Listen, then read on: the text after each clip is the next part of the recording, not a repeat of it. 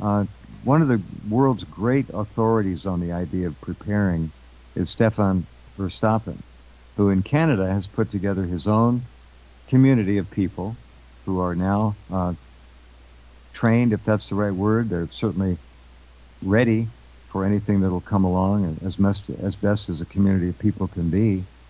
It's not thoroughly too late to get out in the next few weeks, if we've got that, and I hope we do, and buy food and other vital issues. If you don't have a source of clean water, a Berkey water filter, for example, for water and food, you're in trouble. You're going to be like the people in Gaza. Feed me. Who's going to feed them? Who's going to feed you? Anyhow, Stefan is back tonight. Hello, Stefan. Sorry for rambling on there a little bit. Hey, Jeff, how you doing? I'm still here. Thank you. Yeah, me too. Yeah, And we're both yes. surprised by that. To a degree, that's very true. It's Yeah. it's obviously going to hit the fan here, Stefan. It's something's going to happen. They're not backing down in the Middle East at all. The Zionist state, they're No. just slaughtering these people nonstop, No, it's and no horrible. one's stopping them. I can't believe that they're getting away with it. Well, no, I can't believe they're getting away with it. They run everything. So they run the media, they run America, they run Canada and France and Germany and England and Spain. And, That's it. the, Geopolitics and entertainment is their domain. yep, And financial, of course, above all. yep, they run all the central banks in every country. So they can get away with whatever the hell they want. But really, people should be And speaking look, out. I mean, as I've spoken about this a couple of times, people ask me how I feel about it, and it's listen. I'm not like on anybody's side on this, but I remember way back already starting when the internet started to become popular. When was that? About 1995, and around that.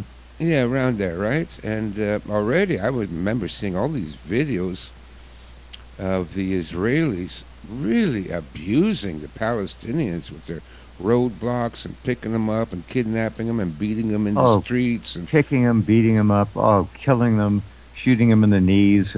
It's been gone on for decades, and people wonder why Hamas might have attacked Israel. Well, we know it was a setup now and a flag type of an attack. But yeah, in yeah. any case, you get the rage.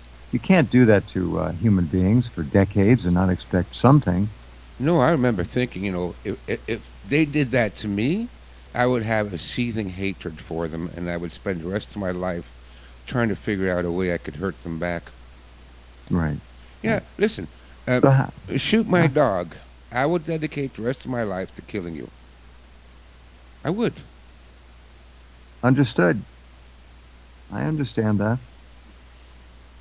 If it's the last thing I do, I'll get the son of a bitch. Thank goodness nobody shot my dog, but you I know, thoroughly understand. yeah. So what do you want to talk about Dogs. tonight, Jeff?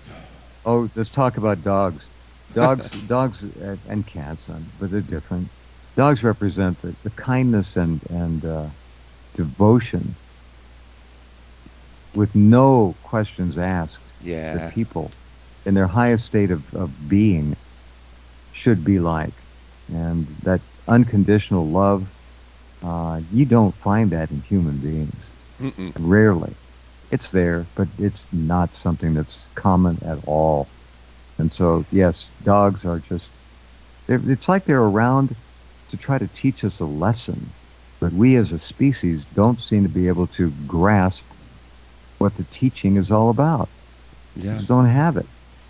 yeah. Anyway, go ahead. So, yeah. I was watching a couple of those near-death experiences where they come back and they tell you what they've seen, and they were I saying, was watching a couple too this last week. yeah, Interesting. yeah. Yeah. See, great minds think alike, and and a few of them said, well, there was my family members that had died and before me, and they were there to greet me, and I'm thinking, I don't want that to happen. My family members were a bunch of assholes. So I don't want to go. If I die, I don't want to see them again. I was glad when That's when they funny. dropped dead, and I don't ever want Hmm. to hear or see them again. So if I die and there they are, I'm going to be very disappointed, and upset. But what I would It's true, want, though. You're correct. I get it. yeah, my mother was a pathological narcissist, and my father was an absentee father. I don't know what he was. Um, I never even, I just never liked the guy. I don't know why, even since I was a little kid. He left when I was 6, so, anyways. Hmm. But if you were to ask me what would be my vision of heaven, and that would be by the lake with all my dogs. I've had many dogs in my life. I love dogs, Jeff. They're just the most amazing animals. They all have their own personality. They're a lot smarter than people give them credit for. And for me, what I'd want to do is see all my dogs and all my cats too. So that would be like me and 8 dead cats and 8 dogs. But that would be Well, heaven. I hope that is the case, and Yeah. that they are living eternally. I lost mine 3 years ago this month, and haven't gotten over it yet. No, I know. I know. I mean, people say, "Well, get another dog." Oh my God, they missed the point entirely. That's not. No, it doesn't work like that. No, it doesn't work that way. I know. I buried my last 2 cats out here behind where I live. There's a ravine. There's a little creek. So I buried them on a Hmm. sunny hill. Gave them a Viking send off. I buried them with their Yeah, dinner bowl wrapped in their favorite blankets, some food into their dinner bowl, and their favorite cat toy. that's important. You did the right thing. I don't know. I'm a sentimental old fool, Jeff. That's the problem. Nothing wrong with sentimental thinking and acting because that's ultimately kindness. Almost every time, Well, kindness. it's me giving Kind. This respect is not to a them. kind world anymore. Oh, jeez, I don't know what's happened, Jeff. It's so sad as I get older. The world I grew up in is gone.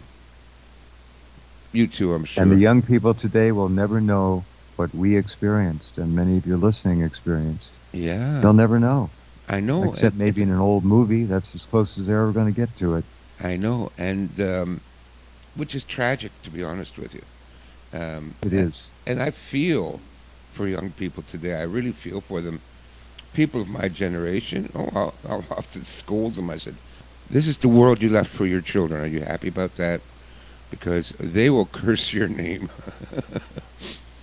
for what we've done to the world, but not we, because I never did anything. I've always been a fighter for freedom and a fighter for good. I was one of the first members of Greenpeace.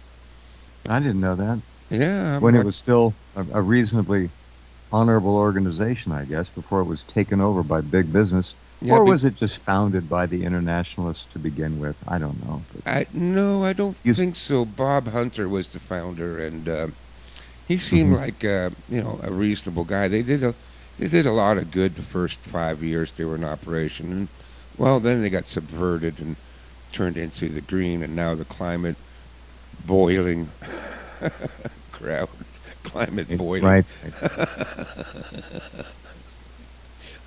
Let me tell this again, just for fun. It's short. They've done ice core sampling. I guess Greenland, perhaps somewhere. Hmm. They've gone down deep enough to get back millions of years, and they've mapped out what the climate was like over these last several million years. Yes. And if you look at a graph in your mind's eye, moving from left to right, uh, it starts out about, let's say, halfway up was the mean temperature, and that mean temperature over the millennia has begun to drop and drop and drop and drop and drop. It has gone nothing but little fits and starts here and there, but it's gone down to a very low level. I think three degrees lower than it was average several million years ago, Yes. something like that. Yeah. And it just inched up a little tiny bit at the bottom. So any increase in temperature is simply moving back up to the way it traditionally was. Yes. We're way low. That's a fact. That is a fact. So, We're technically still on the tail end of an ice age, and correct. That's what it showed. That's yeah. right. And when they first came out with this, because years ago it was global freezing, which is probably more likely. We're probably going back into a little mini ice age. And then it went into global warming, and I'm thinking, yeah, living in Canada, I'd appreciate an extra couple of degrees. Thank you very much. But Hmm. as a student of history, those times in the last 2,000 years, 2,500 years, when the temperature did go up, like 1 or 2 degrees, it it didn't cause the end of the world. Now you hear these people talk, oh, No, no, it's not going to. No, that's all lies. it's all lies. It, it, And when I hear throughout these, history, and I'm talking about billions of years of history, four and a half, yep, the planet's been relatively stable the whole time, yep, aside from the very beginning when it yeah. was in its cooling state. But yeah, go ahead. So, as a student of history, for the last 2,500 years, we've had like two warming periods, and they always corresponded with a golden age because it makes sense if the temperature goes up a couple of degrees, then your crops have a greater chance of surviving. You open up more agricultural land where you can grow things. For example, during the Bronze Age, which was really one of the high points of human civilization, they were growing grapes in England. Now you can't grow grapes in England, but then they were. And the other slightly warm period was just in time for the Renaissance. But before that, we went through a couple of cold periods. And during the cold periods, people starved to death by the tens of millions. So if the temperature goes up 1 or 2 degrees, that is a good thing because more food and an easier life for everybody. And the ocean levels did not rise. People are morons, right, Jeff? You can take an ice cube, put it in the glass, and when the ice cube melts, guess what? The level of water stays the same. Ice displaces the same amount of volume as liquid does. And so if you melt an ice cube, your glass does not overflow. And so everybody thinking that, oh, if it goes up a degree or two, the polar caps will melt, and suddenly we've got an extra 300 feet of water. No, it doesn't work that way. Even if the ice caps melted, it wouldn't increase the level of the oceans. But anyways, people are idiots, Jeff. They know nothing about history. They know nothing about science. And so they believe the propaganda. They always do if they're told to believe it. Most of them will line right up. How's Sh- the little community doing up there? Anything new? Not too much new because now we're Mhm. heading into winter. It's more busy in or it's busier in the spring and summer because we have the garden team and we do a lot of gardening. We're back to placing orders with our food co-op. So we buy our food in bulk from a farmer's distribution center, and all the food is grown locally. The minimum order is $500. Easy for us to meet. We got 100 people in the community. Everybody puts in an order for a $30 box or a $50 box. One of the members last night was just saying that she pays. She's got a family of four, and she typically pays about $600 for groceries every 2 weeks. Jeff, that's what the cost of food is up here in Canada. 1,200 a month. So 1,200 a month. it's a mortgage payment to feed yourself, right? Oh yeah. Oh yeah. And she says, but with the food co-op, the money she pays into the food co-op, now instead of $600 every 2 weeks, it's about $300. So half your food cost. That's why Hmm. folks get together, work together. A food co-op is just people pooling their money in order to buy in bulk.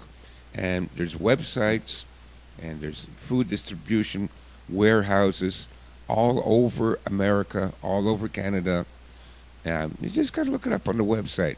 Like I said, the catch is you have to have a minimum order, like $500. So you get your neighbors together, and you all kick in $50, and here they deliver the food to your house. So we put in the order, and they deliver all the food to my friend's house, Dixie, and then everybody goes over to Dixie's house that ordered a box, and they pick up their food, and cut your grocery bills in half. I can't imagine why everybody's not doing this, because who can afford $1,200 a month in groceries? I Not, can't even I fathom that I for the average know. fan. That's why they're living on their credit cards now. They can't do that very much longer. It's not going to Yeah, happen. yeah.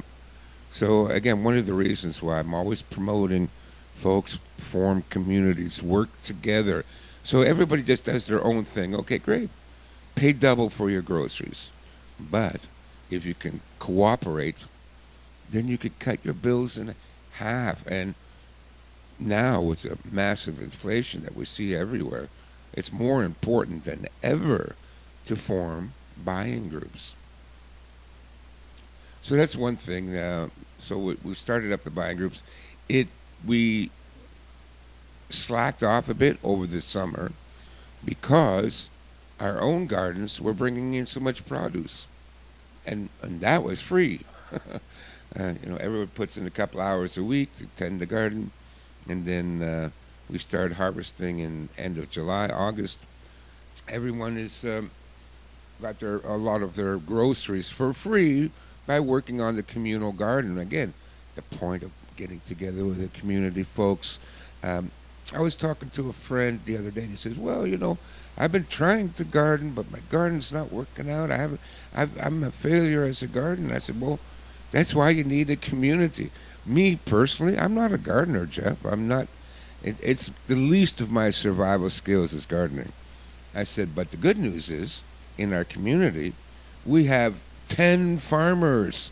They know everything about when to plant and how to fertilize the soil and what to do to get rid of the bugs. And so, well, when you've got 10 farmers working with you Right. and they know what they're doing, and we got horticulturalists.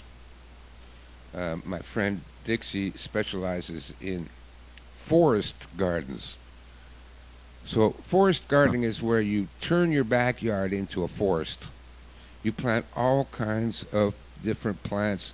Her own backyard is amazing. She's got, apple trees and pear trees and blueberry bushes and strawberry bushes and corn and grapes. Yeah. You know, Sounds like a fine. Anybody named Dixie's got to be a good person. oh, That's a she's great name. wonderful. She's my best friend. Well, she's my There you go. adopted daughter. Hmm. Nice. Yeah, I officiated at her wedding. Did I tell you that? No. Mm-mm. Yeah, no. They asked me. They said, "No, we want you to officiate the wedding because they got married at the end of July, and we Uh-huh. want you to officiate." I said, "What the hell is officiate?" I didn't know what that means. I hate weddings, Jeff. Come on. Uh, Well, they usually end up in a terrible disaster I sooner or know. later. Most of them. Why are you celebrating? It's the end of your life. And but Uh-huh. anyways, listen. Her and her current husband lived together for 2 years, or 10 years, and they already had two kids. So I said, I made a joke. I said, I still prefer you guys to date a little bit longer, just to make sure. But anyway, so yeah, I did the ceremony, Mhm. and then I recruited three other people from the community, professional musicians. They played a philharmonic, a violinist and a cellist and a bass player, and Ah, we played music at the wedding. And the class. wedding was held at the farm of again another member of our community. Beautiful property. Oh my God, they're so lucky. I'm so jealous, Jeff, that they got such a beautiful property. What they did was they bought a property. It's like a farmhouse that was owned by a former Jewish drug dealer, and he'd spent a lot of money to fix up the property into sort of like countryside, orgy getaway, whatever, right? No, I understand. I got it. No, Right? they You know what I'm profited. talking about, That right? was So nice to hear so they that got they a got it. big house Good. and a pool and a couple of Hmm. extra houses, tiny houses on the property. And anyways, they bought it at a power of sale. Got a really good deal on it. So we had the wedding there. Beautiful property, and anyways, the latest thing with the community is I Let me put do this. Hold on a yeah. sec. I got to take a break. Stefan will do that and come back and get an update on the community. And I think a lot of you out there know what we're talking about, and you want to hear this. Be right back with Stefan. Okay, welcome back. Talking with Stefan Verstappen and the little magical community he has put together with his friends up there is something that is it captured a lot of imagination out here. Go ahead, Stefan. How are things in the community, given the world crises we're seeing, and it doesn't look like they're going to be reversed before it's too late, unfortunately. Yeah, so I know maybe some of the listeners think I'm a little bit boring talking about my community, and I'm always referring to it, but folks, this is the way to go. The reason I'm always talking about the community is because I'm hoping to inspire you to do the same, because the benefits of being a part of a team, being a part of a community, it, it's humongous. There's so many benefits. The food co-op is just one small example, and we also do ongoing training. So we have people come in to teach us how to use the ham radio. We got people come in teach us how to grow crops. We have people come in teach us how to make medicine from herbs and how to source those herbs from the environment. And so 2 weeks ago I did a workshop on the bug out bag. Still seems to be some people aren't too clear about bugging out, when to bug out, when to shelter in place. And we've already Right? had a couple of workshops on the bug out bag. One of the other girls brought in her bug out bag, but my bug out bag is bugging out for war. So I've got way more stuff in my bag than anybody else does. Right? Let me run people through my thought process, why I've ended up here. About 25 years ago, I figured out that our society was coming to an end. That's probably when you figured it out too, eh, Jeff? Yeah. Yeah, we knew this was Yep. we knew this was coming. So okay, I'm thinking, well, what's the problem? What is the major source of our misery? Well, major source number one. There's several, but the first one we can point to is our own government. Everybody's government is the source and the cause of 80% of the misery in the world. Okay, so what can we do? How can we stop this from happening? Well, let's go down the list. We can vote. we we we can vote our way out of this. Now, I think you Who says this? idiots say that. I'm sure there's some therapy available for those people somehow, but I don't know. Maybe some medicine. Maybe Pfizer's got something for them. I But don't know. That's pretty grim.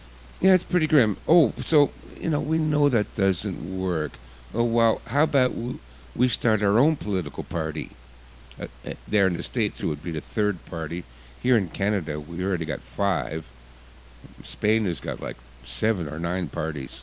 You could start 20 and it wouldn't make any difference. The system is beyond salvation. I'm speaking for myself, not Stefan. No, It's but you're. done. It's cooked. Yep, It's corrupted beyond belief. yep. That's exactly my sentiments as well, Jeff. There's doesn't matter. You start another political party. There's another one. People are kind of milling about. They want to start another one called the Canada Party. They don't stand a chance in hell of getting any power. So okay, so voting doesn't work. Starting another party is not going to work. Okay, how about protesting? That'll change things. Yeah. Let's all walk down the street with a sign. I'm sure you agree, Jeff. Protesting does nothing.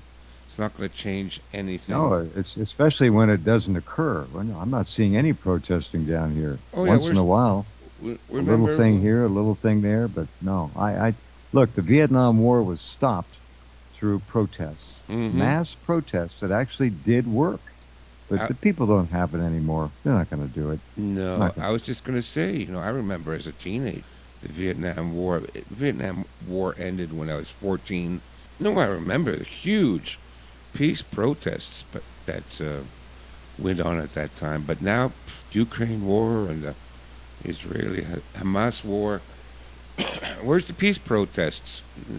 Can't be found. But protesting doesn't do any good anymore, anyways, right? Agreed? Nope, I agree. Okay, so that leaves then writing letters to your congressman. I have to laugh because all these suggestions of how we They're can they're change, they're beyond out of touch with reality. They're just gone. There's nothing there. there's We nothing don't there. have that. No, we don't have those avenues anymore. They're not functional. They've been taken over, co-opted, blocked, uh, diverted, whatever. The Yep, media is reality for most people, not all, most people. What they yep, see on that flat screen is their reality. They don't think, they don't interact with nature anymore. Very right. few people do. What your group up there is doing is like a almost like a Hollywood fantasy movie now. It's Yeah. great to hear. I wish there were more. Well, that's why, I promote and I talk about it all the time because, folks, it is possible. You Yeah. can do it too. That's why, I talk about it all the time. Like, it is possible that we can organize. What does that leave us, Jeff? If we don't find a way of surviving what's coming, and by surviving, I mean living a good, happy life surrounded by happy, intelligent, loving people. I don't mean surviving like I sometimes joke when people say, "Well, what will you do?" I said, "Well, I'll live in a sewer and come out at night to hunt humans for food." But that's not the kind of survival I'm talking about. I'm not talking Right. about sitting in a bunker with your 10 year supply of food and shooting everybody that walks up the driveway. That's not survival. That's desperation. What I'm talking about survival is building autonomous, separate, parallel societies, societies that Hmm. will provide all of the modern amenities that we have now, even during a grid down, power out, World War III scenario. Well, before that, I was teaching people how to be a prepper. I've Hmm. kind of stopped focusing too much on that because, listen, folks, if you're not prepped by now, like Jeff says, maybe we got till December, then you still got a month, 6 weeks to go out and get as much as you can, stockpile it. 6 months worth of food, minimum, people, and medicine, water, fresh Minimum. water. Get that together now. So, number one priority is make sure you and your family can survive. Food, water, medicine, firearms, ammunition, radios. Okay, now once you've checked that off, then the next thing is you got to form a community because you cannot survive alone. One man cannot survive this. I don't care how much food and ammunition, all the supplies in the world. I don't care if you got a completely functional bunker, whatever. You cannot do it all by yourself, and you can't do it if you're just one family. You're too vulnerable. The whole Right. point of being part of a community is to support each other when you can't do it alone. Like I said, I'm not a good gardener, but that's okay. I work in the garden with the rest of the community. I hoe the soil and I'll help weed it and water it. I don't know what I'm doing, but I don't have to because I got 10 people there that know what they're doing. You can't do it all by yourself. And that's why I'm keep saying, if you're going to get through this, first, You know what yes, you've done, Stefan? You've kind of reinvented tribal life of 5,000 years ago. yes, Tribes used to have that. Small tribes, yes, 50 to 100 people maybe. yep, There were specialists in all the areas they needed. They had their medicine man or their therapist, whatever. They had all kinds of things. It was all segmented out, but they all came together and made a whole cohesive tribe. And that's what you've done. How many are in your group altogether? 30, was it? 35, 40? No, we've got approximately 100 people now. Oh, there you go. There's a tribe. That's a tribe. I sometimes call it neo-tribalism. It works. And That's what it is. but folks, listen. If you want to live through what's coming, number one, be a prepper. I know Jeff's a prepper. I'm pretty sure Jeff's got machine guns at every window set up in advance. But once you've become a prepper, you've got food and water and all that. The next thing is to create your own tribe. And let me just distinguish one thing. We do not all live together. It's not a commune. Our tribe is set up on the mutual aid, the fraternal system whereby everybody lives in their own house or their own apartment. It's Hmm. just that you come together to tend the garden. It's you come together. Oh, it's the opposite of a cult. It's the You know, opposite of a cult, yeah, a because commune. Yeah.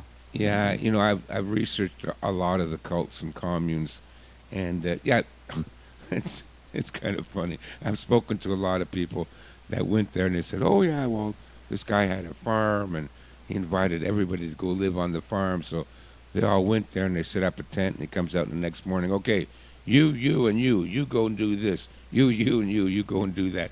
Suddenly, he became the boss. This is The what happened. law. Yeah, this is what happens when you have these communes. There's always one guy that thinks they're the Lord and Master. And That's right. in my writings on how to form a community, nobody is the Lord and Master. There is no such thing. Everybody has an equal say in how the communities run. There's no, oh, he's the leader of the community. Well, we have lots of leaders. We have leaders in the medical team. We have leaders in the garden team. We have leaders in the communication teams. But there's not one person or a couple of people that run everything. It is a true democracy in that everybody has an equal say in what we do as a community. And you don't get that when everybody lives on a commune. One or two people That's always right. always dominate, and once they dominate, then because of human nature or whatever, it always becomes a tyranny. So that's why I keep promoting this, is because you can help each other out, and it's not a horror show like a commune would be. And so you have your own autonomy. It's just that for things like um, food buying and buying in bulk and buying in groups. Look, you're cutting your bills in half. Number one, if you don't do anything else, if you don't start a security team and you don't start a gardening team and you don't start a communications team, okay, fine. At least get together and buy your food in bulk. There are people in England that buy their home heating oil in bulk. They Hmm. all used to have. Everybody has their container, their oil storage in the back, and they'd buy it independently. But there was like 20 houses. They pooled their money, and they bought the entire tanker truck, and they filled everybody up. And again, the cost was half. So For sure. you Got know, it. reduce your grocery bill, reduce your home heating bill. Um, do that at least. I'm pretty sure most people listening would be pretty happy if they could cut their grocery bill in half. And that's all. That's really a brilliant idea. Get enough homes together where you can order up a tanker of Yes, heating oil, fuel oil, and figure out how much you'd need. Get that tanker trip, go right to the wholesale outlet, and you can arrange it, and they'll bring it right there. hmm You may have to assist in individual deliveries somehow, but buy the truck. yes, That's great. yeah. Buy Yes. buy the truckload, not buy the bucket load. Buy the house load. Yeah. No, it's very good. So, and there's other ways you can do this. Let's say you want to build fences, and you need lumber, but a few of your neighbors want to build fences too, or ducks, or something like that. Again, pool your money, buy the lumber in bulk. The sellers are happy to deliver it to your place, and again, the savings are immense. So with people that are having difficulty forming communities, I tell them, okay, I know, like the purpose of our community is survival.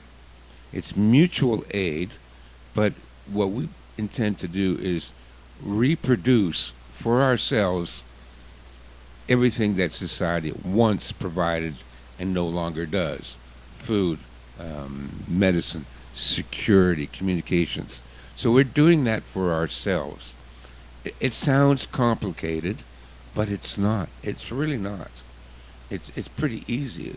Do I know everything about the ham radio? No.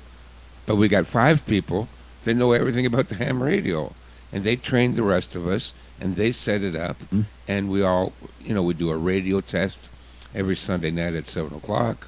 We all get on the ham radio. Stefan in the house. Yep, I'm here.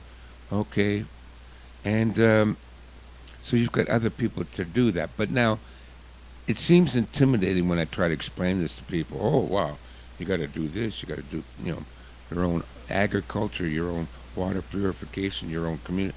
Yes, but again, you delegate all those duties out. When you have 50 people, and I came up with Oh, a self-assessment questionnaire. It's 75 mhm. questions. When it comes to medicine, do you know first aid? Do you know herbal medicine? Have you ever worked in a hospital? So on and so on. So I asked 75 questions in 5 different areas. Are you good at building? Are you good at electronics? Are you good at sewing clothes? Listing all the skills that you're good at. And so we had Mhm. all the members fill out this questionnaire. Then score yourself. So I score, me personally, I score like 15 in under the medical, because that's my specialty, sort of. Mhm. But I only score like 5 in gardening. Okay, so now we know I should be on the medical team, and I am. But I'm also a martial artist and a gun owner, and I score about 12 on the security uh, section, so I'm also on the security team. Great. But when you look at the results of our questionnaire, from 100 people, Jeff, we got people that can do everything, anything, that have knowledge, everything from how to give injections, how to farm, how to fix a car, how to set up a windmill, how to raise sheep. I mean, we have people that know what they're doing in all those areas, and we've got it listed in our questionnaires. So if we have a need, we go, wait a minute, who's good? What, Heinrich? Heinrich is really good at, let's call Heinrich, and he'll come by and he'll do things that we need done. So this is how we Right. pool not only our money and resources, but our skills and our knowledge. We pool it together. So that's the point of all of this, is to make sure that you can survive. Doesn't matter. The government can go to electronics. World War III, doesn't matter. We're ready for it. And so it sounds intimidating to people that I first talked to it. They think, oh, there's a lot of work to do. It's not that much work, Jeff. It's not. We go to a weekly meeting for 2 hours, and then we volunteer an extra 2, 3, 4 hours a week, either in the garden or fixing something. We have a clubhouse, and last season we built an outhouse. Very good. Compost. Now, yeah, we're running out of time, Stefan. Hold on. I Yeah. want to make this clear to everyone. If you are interested in what you're hearing here, Stefan has guidance. He's got, you, you have a book or a booklet on it at least. What else do you have? People can get in touch with you and find out about this. You've got a guide, some Yes, kind I of a got a. guide. The booklet is almost done. It's about 300 pages, and then the major book, which I'm still working on, will be about 500, 600 pages. But in the meantime, I have an online learning course. It was originally Oh, great. on the University of Reason, which was Uh-huh. founded by the same fellow that founded Tragedy and Hope, which is Richard Grove, and it's a 12-hour course, 12-hour lectures, plus 4 hours of question and answer with the beta class. Because when I taught the class, we had, people sit in on the class from the very beginning, and so we could see how it's going and what questions they had. And so 4 hours of question and answer, 2 free PDF downloads, and 9 PDF class handouts that cover all the subjects in the course. And so, like I said, this is where we want to go. Complete self-reliance and mutual support as a community. But if Right. you just want to start a lending circle or a small banking group or a co-op or homeschooling, we also do homeschooling. Our members teach their own kids. Nobody's sending their kids to drag story time, okay? So Uh, we mm, all look after each other's kids and things like that. You can do just that. Get some people together and say, okay, let's homeschool our kids. After all, that's how Montessori started. It was a community school. And of course, that's Montessori, true. yeah, and Montessori now is infamous or famous throughout the world as being the best form of education available to K through 8 or something like that.